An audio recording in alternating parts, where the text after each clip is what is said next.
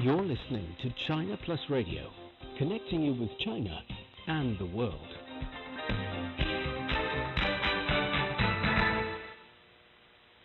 The following program is a recording of a live broadcast transmitted 7 a.m. Beijing time. Examining the events that impact and shape China and the rest of the world. This is the Beijing Hour, 1 hour of news and information brought to you every weekday. Now here's your host. Shane Bickham with you on this Wednesday, September 16th, 2020. You're listening to the Beijing Hour, live from the Chinese capital. On today's program, data shows that the Chinese economy continues to recover at a steady pace. 那么8月份呢，进出口总额呢，同比是增长6%。 In August, the amount of export and import has increased by 6%, of which export has increased by 11.6%, and it is getting better. A Chinese city on the border with Myanmar is locked down and testing people for COVID-19. The 75th session of the UN General Assembly has opened in New York. In business, the numbers showed that economic growth in China is accelerating.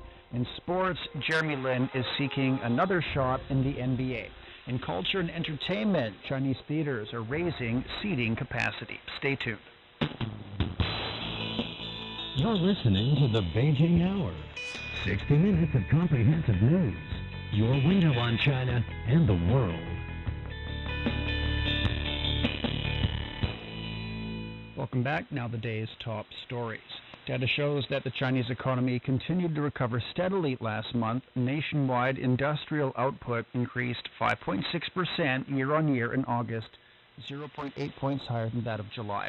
The output in the first 8 months expanded 0.4% from 1 year earlier. The country's retail sales of consumer goods also expanded for the first time this year, rising 0.5% from last month to over $490 billion US. National Bureau of Statistics spokesperson Fu Linghui says China's foreign trade and investment performance is also better than expected. 那么8月份呢，进出口总额呢，同比是增长6%。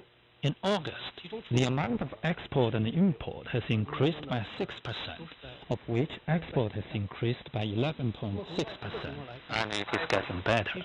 And as seen from the perspective of foreign investment, it has increased by 18.7%, an acceleration from last month. Fixed assets investment dropped by 0.3% from January to August, narrowing by 1.3 points than that of the first 7 months. The surveyed unemployment rate in urban areas stood at 5.6% in August. Official data shows that China surpassed the U.S. to become Germany's largest export market for the first time in the second quarter of 2020. The German Federal Statistical Office says from April to June, the total value of German exports to China was close to 23 billion euros. In contrast, Germany's exports to the U.S. during the same period were valued at only 20 billion euros.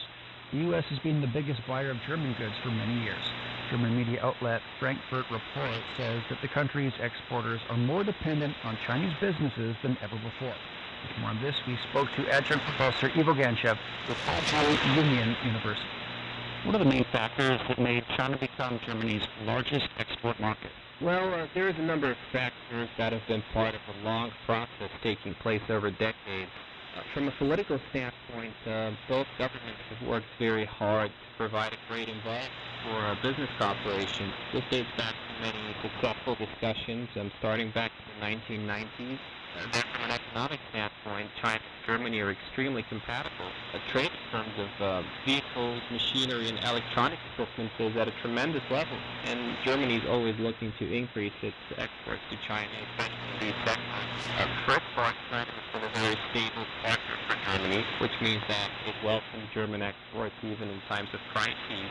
We've seen events such as the global financial crisis, revealing how important this partnership is, as exports to China helped greatly Germany to recover its economy at that time. And finally, it's also important to mention that from the perspective of Germany's economy, exports have become an increasingly large part of its GDP. And as we know, trade is also fundamental to China's growth story. So these two approaches to economic development and engagement match up particularly well. How significant are China-Europe freight trains in boosting two-way trade between the largest developing country and Europe's #1 economy? The freight train is a great way to boost trade between Germany and China in both directions. And it's fantastic to have these freight services connecting cities such as Duisburg and Chongqing. We saw during the